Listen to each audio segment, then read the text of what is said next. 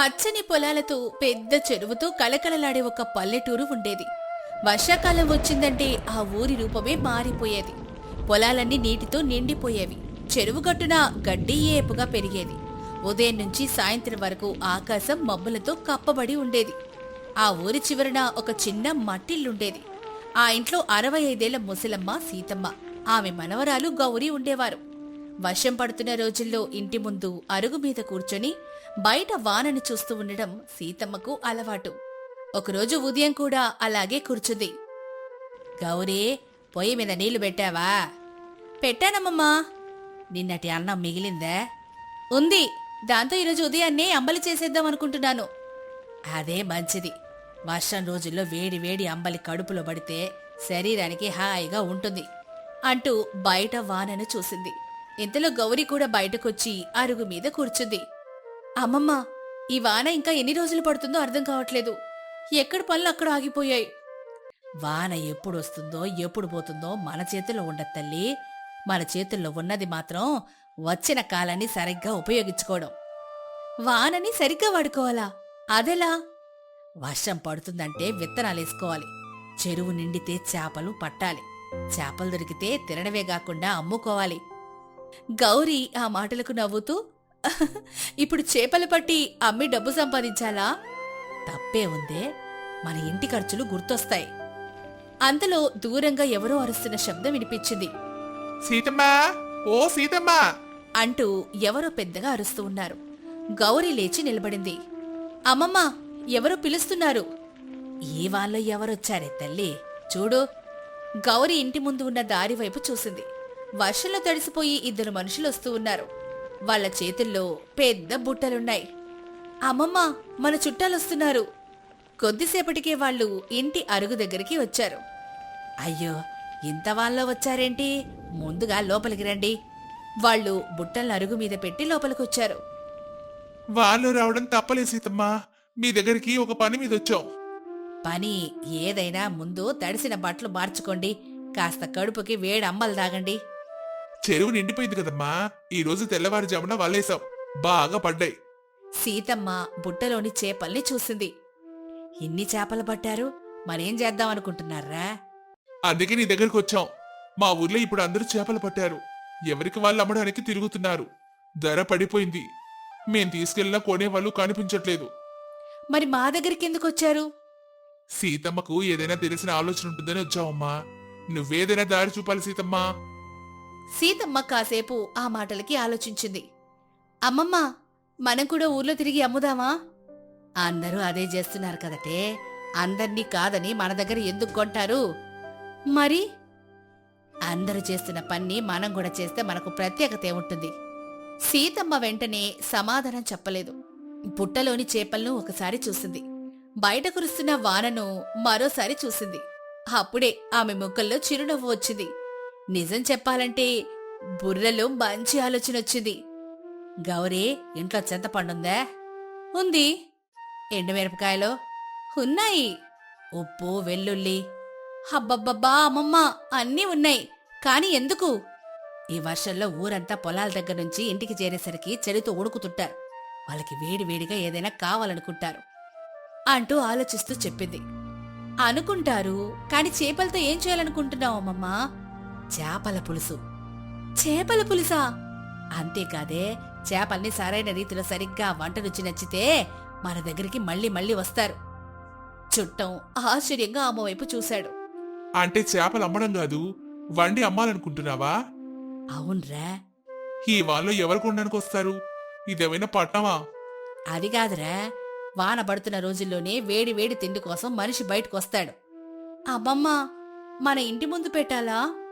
ఇంటి ముందు పెడితే సరిపోదు, చెరువు గట్టు దగ్గర పెట్టాలి. అక్కడెందుకు? ఈ వానల్లో చెరువులో చేపలు పడుతున్న వాళ్ళు, పొలాల్లో పనిచేసేవాళ్ళు, కట్టెలు తెచ్చే వాళ్ళందరూ ఆ దారినే వస్తారు. వాళ్ళకు వేడి వేడిగా అన్నం, చేపల పులుసు దొరికితే ఎవరొద్దంటారు? అమ్మమ్మ, నువ్వు చేపల్ని చూసి పులుసు కాదు లెక్కలు వండేశావు. అసలు నీ బుర్రే బుర్ర ఎలాగో పనిచేస్తుందో కూడా తెలియట్లేదు. లెక్కలు లేకుండా ఇల్లు నడవద్దల్లి అని చెప్పి వెంటనే పనిలో పడింది. అమ్మమ్మ, ఇంత చేపల పులుసు చేస్తే ఖర్చు ఎక్కువ అవుతుంది కదా? ఖర్చు చూసే ముందు ఆదాయం ఎక్కడి నుంచి వస్తుందో చూడాలి. మన దగ్గర చేపలు ఉచితంగా వచ్చాయి, వంట సామాన్లు ఇంట్లోనే ఉన్నాయి, మన శ్రమ మాత్రమే ఖర్చు. దీనికి కూడా భయపడితే ఎలా? కానీ ధర ఎంత పెట్టాలి?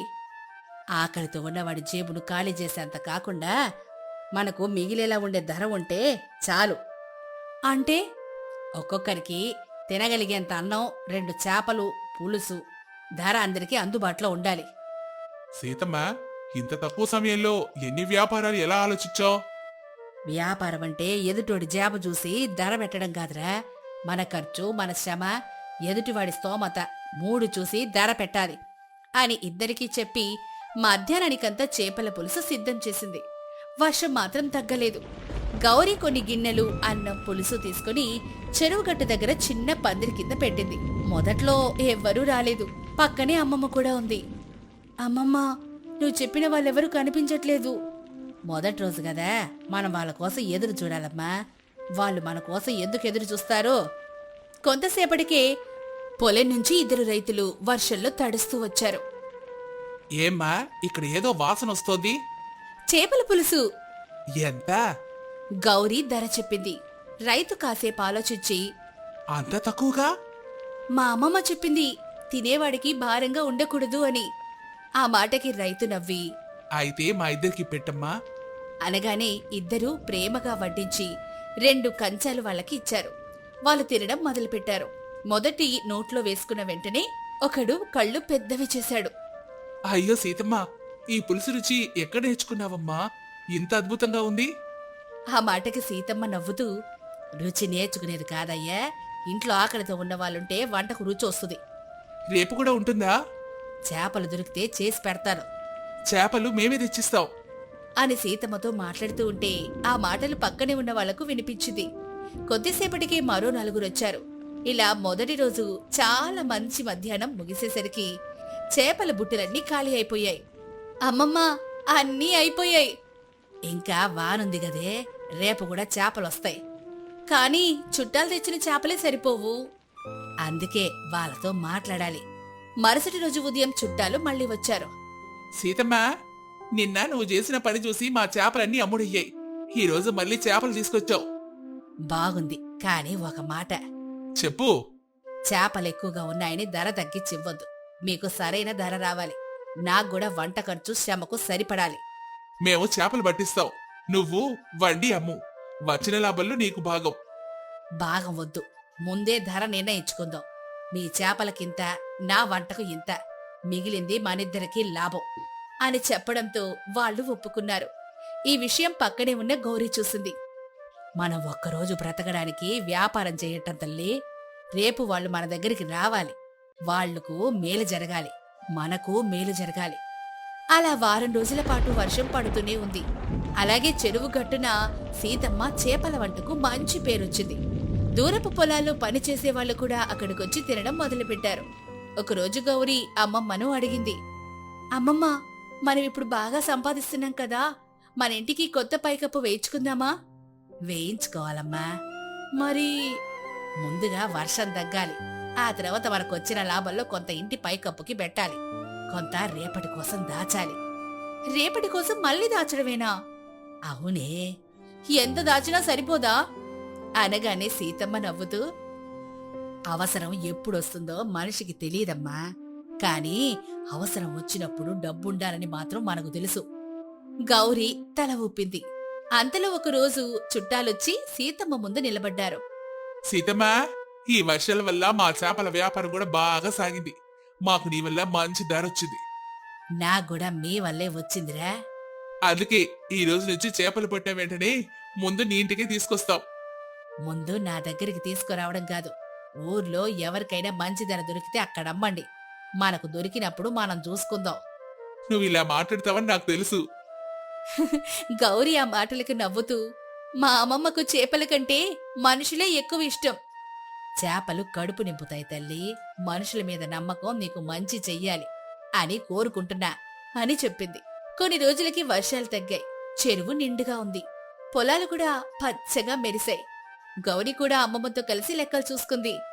అమ్మమ్మ, ఈసారి మనకు ఎంత మిగిలింది? మనకు కావలసినంత. అంతేనా? అంతకంటే ఎక్కువ ఉంటే మనసు దాని మీదే ఉంటుంది. కావాల్సినంతుంటే మనసు మనుషుల మీద ఉంటుంది. గౌరీ అమ్మమ్మ వైపు చూసి నవ్వింది. నీ దగ్గరుండి నేను చేపలమ్మడం నేర్చుకున్నాను, జీవితం నడపడం నేర్చుకున్నానో తెలియడం లేదు. రెండు ఒకటే తల్లి. ఏ పని చేసినా మనతో పాటు ఇంకొక మనిషికి కూడా మేలు జరిగితే అదే మంచి పని అని చెప్పింది. నీతి. అవకాశం అందరికీ ఒకేలా కనిపిస్తుంది, కాని దాని సద్వినియోగం చేసుకునే తెలివి ఉన్నవాడికి దాని విలువ తెలుస్తుంది. మనకు మేలు చేస్తూనే మనతో ఉన్న వాళ్లకు కూడా మేలు చేసే పని నిజమైన సంపాదన. వీరాపురం అనే ఊరి చివర ఒక పెద్ద ప్రాచీనమైన చెరువుండేది. ఆ చెరువే ఊరి ప్రజలకు ప్రాణాధారం. ఆ ఊరిలో జానకమ్మ అనే వృద్ధురాలు తన మనవరాల సుజాతతో కలిసి నివసిస్తూ ఉండేది. జానకమ్మ రోజు ఉదయాన్నే రామయ్య, సోమయ్యల దగ్గర తాజా చేపల్ని కొనుగోలు చేసి చుట్టుపక్కల ఊర్లలో తిరుగుతూ అమ్మొచ్చేది.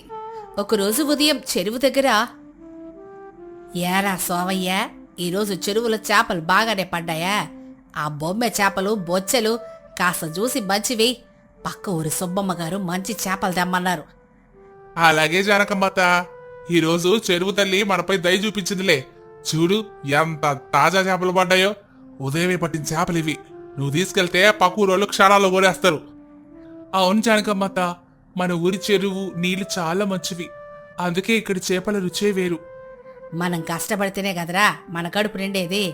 ఇదిగోరా నిన్నటి చేపల సొమ్ము. అప్పుడే అక్కడికి జానకమ్మ మనవరాలు సుజాత వస్తుంది. అమ్మమ్మ, నువ్వు ఈ వయసులో అంత బరువైన బుట్ట మొయ్యలేవు. నేను కూడా నీతో పాటు వస్తాను. సాయంత్రం వేళ చదువుకుంటానులే కాని ఇప్పుడు నీకు తోడుగా ఉంటాను. వద్దు తల్లి సుజాత, నువ్వు బాగా చదువుకోవాలి. మన పేదరికం పోవాలంటే నీ చదువే గతి. ఈ చిన్న పని నేను చూసుకోలేనా? నువ్వింటి దగ్గరే ఉండి చదువుకో. నేను సాయంత్రం చదువుకుంటానులే అమ్మమ్మ. పద, ఇద్దరం వెళ్దాం. అలా జానకమ్మ, సుజాత కలిసి చేపల్ని అమ్ముతూ గౌరవంగా జీవనం సాగించేవారు. అయితే వీరాపురం ఊరికి జమీందారు భూషణంకి ధనాశ ఎక్కువ. ఊరి ప్రజలు సంతోషంగా, స్వతంత్రంగా బ్రతకడం అతడికి అస్సలు నచ్చేది కాదు. ఊరి చెరువులోని చేపల్ని పట్టుకుని ఊరి జనాలు రోజురోజుకి ఆర్థికంగా స్థిరపడుతూ ఉండడం చూసి అతని కళ్ళు మండాయి. ఒకరోజు సాయంత్రం జమీందారు భూషణం తన గుమాస్తాని పిలిచాడు. గుమాస్తా, ఈ మధ్య ఊరి జనం ముఖాల్లో కొంచెం గర్వం ఎక్కువైనట్టుగా అనిపిస్తోంది. బజార్లో వెళ్తుంటే నాకు నమస్కారం పెట్టడం కూడా మర్చిపోతున్నారు. ఏంటి సంగతి? అయ్యా, దానికి కారణం మన ఊరి చెరువే బాబు గారు. ఆ చెరువులో వారు రోజు పుష్కలంగా చేపలు పడుతున్నారు. రోజు వాళ్ళకి మంచి బేరం జరుగుతోంది. చేతిలో 4 డబ్బులు ఆడుతుండడంతో వాళ్ళ జీవితాలు మెరుగవుతున్నాయి బాబు గారు. ఇలాగే వదిలేస్తే వాళ్ళు ఆర్థికంగా బొల్లపడిపోతారు. రేపొద్దున నా గడి ముందుకొచ్చి నాకే ఎదురు నిలబడతారు. నా మాట ఊర్లో ఎవడు వినడు. ఏదో ఒకటి చెయ్యాలి. బాబుగారు, మనం ఆ చెరువులో చేపలు పట్టే వాళ్ళందరి మీద భారీగా పొన్నేద్దాం బాబుగారు. అప్పుడు వాళ్ళు మనకి భయపడతారు. చేపల మీద పన్నేస్తే వాళ్ళకి పన్ను పోగా మిగతా డబ్బు మిగులుతుంది కదరా. పన్నేసే బదులు అసలు ఆ చెరువే నాదని ప్రకటిస్తే ఎలా ఉంటుంది?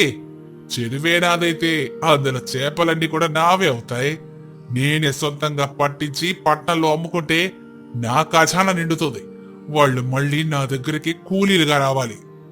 అబ్బా, ఎంత గొప్ప ఆలోచన బాబు గారు. నాకు ఈ ఆలోచన తట్టనే లేదు. చెరువే మీ సొంతం అయిపోతే ఊరి జనం మీ కాళ్ళ దగ్గర పడి ఉండాల్సిందే. రేపు ఉదయమే ఊరంతా దండోర వేయించురా. సీతం బాబు గారు. మరుసటి రోజు ఉదయమే ఊరి వీధుల్లో దండారు శబ్దం మారుమోగింది. ఊరి ప్రజలారా వినండి. వీరాపురం చెరువు ఇకపై జమీందారు భూషణం గారి సొంత ఆస్తి. ఎవరైనా చెరువులోకి దిగినా, రాత్రికి రాత్రి చేపలు పట్టాలని చూసినా భారీ జరిమానా శిక్ష విధిస్తారు అని చాటింపు వేశారు. ఆ వార్త వినగానే ఊరి గ్రామస్తులు గుండెలు బాదుకున్నారు. చెరువు మీద ఆధారపడి బ్రతుకుతున్న పేదల జీవితాలు ఒక్కసారిగా చీకటిమయమయ్యాయి. సోమయ్య, రామయ్యలతో పాటు జానకమ్మ, సుజాత మరియు ఊరి ప్రజలంతా కలిసి జమీందారు గడికి బయలుదేరారు. తమ పొట్ట కొట్టొద్దని వేడుకోవడానికి జమీందారు ఇంటి ముంగిట నిలబడ్డారు. భూషణం బాబు గారు, కాస్త కరుణించండి బాబు. ఆ చెరువే మాకు జీవనాధారం. దాని మీదే మా కుటుంబాలు బ్రతుకుతున్నాయి. హఠాత్తుగా చెరువులోకి దిగొద్దంటే మేము ఎలా బతకాలి బాబు? అవును బాబు గారు, దయచేసి ఆంక్షలను ఎత్తేయండి బాబు. మీకు పుణ్యం ఉంటుంది. ఏయ్ నోర్మయ్యండ్రా, అది నా సొంత ఆస్తి. ఇన్నాళ్ళు మిమ్మల్ని ఊరికి వదిలేస్తే చెరువుని మీ సొంత ఆస్తిలా భావిస్తున్నారా? ఇకపై చెరువులో ఒక్క చేపను కూడా ముట్టుకోవడానికి ఇల్లేదు. మర్యాదగా ఇక్కడి నుంచి పోండి. అప్పుడు జానకమ్మ ముందుకొచ్చి, భూషణం గారు, మా పొట్టగడితే మేం వీధి పాలవుతామయ్యా, కాస్త జాలి చూపించండి. ఒకసారి చెప్తే మీకు అర్థం కాదా? ఇక్కడి నుంచి వెళ్ళిపోండి. అప్పటి వరకు మౌనంగా ఉన్న సుజాత జమీందారు అహంకారపు మాటలు విని తట్టుకోలేకపోయింది. జమీందార్ గారు, ఏ ప్రాతిపదికన ఆ చెరువు మీదని చెప్తున్నారు? తరతరాలుగా మా తాతలు ఈ ఊరి రైతులు కష్టపడి తవ్విన చెరువది. అందులో చేప పిల్లలను వదిలి పెంచింది ఈ ఊరి ప్రజలు. అలాంటప్పుడు ఆ చెరువుపై, అందులోని చేపలపై మాకే పూర్తి హక్కుంది. ఊరి ప్రజలంతా సుజాత ధైర్యానికి ఆశ్చర్యపోయారు. ఎంత ధైర్యమే నీకు? నన్నే ప్రశ్నిస్తావా? ఆ చెరువును మీరు తవ్వుండొచ్చు, అందులోని చేపలను మీరు పెంచుండొచ్చు, కానీ ఆ చెరువు ఉన్న నేల నాది. చేసేదేవీ లేక జమీందారు కఠిన వైఖరికి నిరాశ చెంది ఊరి ప్రజలంతా కన్నీళ్లతో అక్కడ్నుంచి వెనుతిరిగారు. ఇంటికి తిరిగొచ్చాక, అయ్యో భగవంతుడా, ఎంత కష్టం వచ్చింది! ఆ జమీందారు మన పొట్టగొట్టాడు. రేపట్నుంచి మనం ఎలా బ్రతకాలో నాకు అర్థం కావట్లేదు. ఏడవకమమ్మా, ఆ జమీందార్ అహంకారానికి అంతం త్వరలోనే వస్తుంది. చేపలను మీ భూమిలోకి తీసుకెళ్లి పెంచుకోండి అన్నాడు కదా, మనం అదే చేద్దాం. ఏంటి తల్లి, చేపల్ని ఇక్కడ పెంచడవా? అదెలా సాధ్యమవుతుంది? అమ్మమ్మ, మన ఇంటి వెనుక ఖాళీ స్థలం, దానికి ఆనుకుని మన చిన్న పొలం ఉన్నాయి కదా, ఆ ఖాళీ స్థలం తవ్వి అందులో నీళ్లు నింపి చేపల పెంపకం చేద్దాం. ఇక్కడ తవ్వే గొయ్యిలో నీరు కొన్ని రోజులకే మురికిగా మారిపోతుంది కదమ్మా. స్వచ్ఛమైన నీరు లేకపోతే బ్రతుకుతాయా తల్లి? దానికి నా దగ్గర ఒక అద్భుతమైన ఉపాయం ఉందమ్మమ్మా. మన పొలానికి రోజు బావి నీళ్లు పారేస్తాం కదా, మన తవ్వే చేపల చెరువులోకి బావి నీళ్లు నింపుదాం. ప్రతి 2 రోజులకొకసారి ఆ చెరువులోని పాత నీటిని మళ్లించి పక్కనే ఉన్న మన పంట పొలానికి ఎరువుగా పారిద్దాం. చేపల వ్యర్థాలున్న నీరు పొలానికి మంచి బలమైన ఎరువవుతుంది. దీనివల్ల నీరు శుభ్రంగా ఉంటుంది, చేపలు కూడా ఆరోగ్యంగా పెరుగుతాయి. మన పొలానికి ఉచిత ఎరువు దొరుకుతుంది. అబ్బా, ఎంత చక్కగా చెప్పావు తల్లి. చేపల నీరు పొలానికి ఎరువా?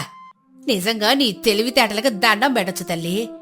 కానీ తవ్వడానికి డబ్బులు, మనుషులు కావాలి కదమ్మా. దానికి భయపడకమ్మమ్మా. సోమయ్య, రామయ్య మామయ్యలు ఇప్పుడు ఖాళీగానే ఉన్నారుగా, వాళ్లకు ఈ విషయం చెప్దాం. వాళ్ళొచ్చి సాయం చేస్తారు. పడే చేపల్లో వాళ్ళకు కూడా భాగమిద్దాం. అనుకున్నదే తడవుగా సుజాత, సోమయ్య, రామయ్యలను పిలిచి తన ఉపాయాన్ని వివరించింది. వారు సుజాత ఆలోచనకు ఎంతగానో ఆశ్చర్యపోయి వెంటనే పనికి సిద్ధమయ్యారు. 3 రోజుల పాటు రాత్రింబవళ్లు కష్టపడి సుజాత ఇంటి వెనక పెద్ద తటాకాన్ని తవ్వారు. జానకమ్మ ఆ చేపలను అమ్మేది.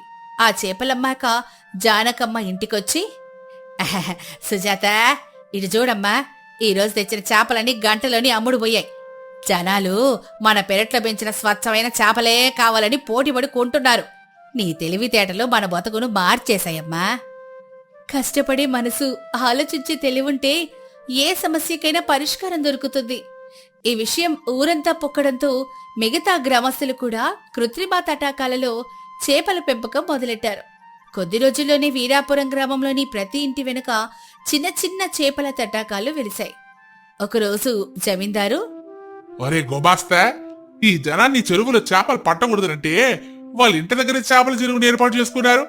మనం ఏదో ఒకటి చేసి వాళ్ళు మన కాళ్ళ దగ్గర కూర్చేలా చేయాలరా.